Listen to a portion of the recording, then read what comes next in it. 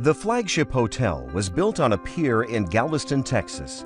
People would occasionally fish off the balcony of their room, so the hotel instituted strict policies prohibiting such behavior.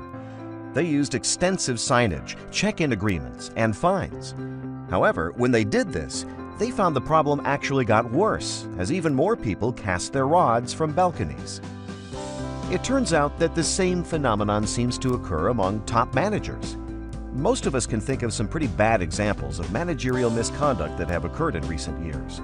How often have you picked up the Wall Street Journal only to find that someone has, in one way or another, cooked the books? A lot of people and organizations go to great lengths to try to prevent such bad behavior. Wei Shi of Indiana University, Brian Connelly from Auburn University, and Bob Hoskisson from Rice University got a closer look at this problem with their recent paper on cognitive evaluation theory. These authors focus on 3 external controls that should, according to agency theory, reduce the likelihood of financial fraud on the part of top managers. The first thing they consider is powerful shareholders who have the ability to impose strict monitoring. The second is the threat of takeovers, which should keep top managers on their toes. The third is securities analysts who can impose pressure on managers to perform. Contrary to agency theory, cognitive evaluation theory suggests that the presence of these external control mechanisms will actually increase the likelihood of bad behavior.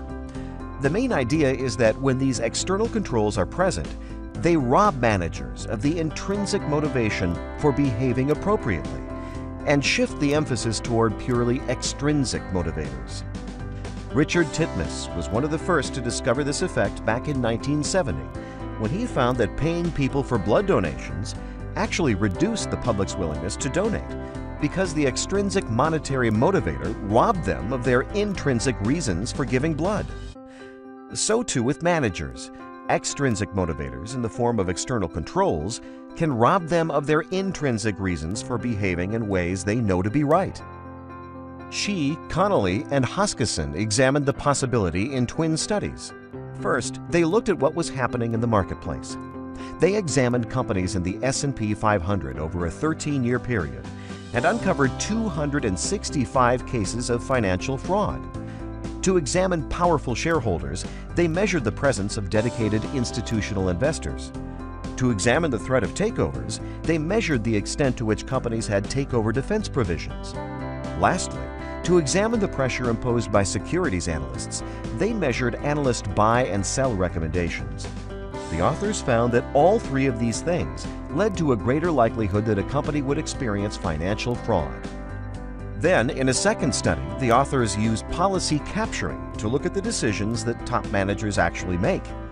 They asked a sample of executive MBAs to report a sale appropriately in the first quarter of the current year, or fudge a little and report it in the last quarter of the prior year, which would engender some personal benefits. When the authors varied the scenario according to the same 3 variables described above, all 3 predicted how respondents reported the sale.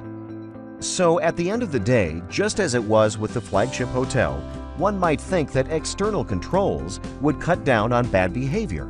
But Shi, Connelly, and Hoskisson found that external controls can have the opposite of their intended effect.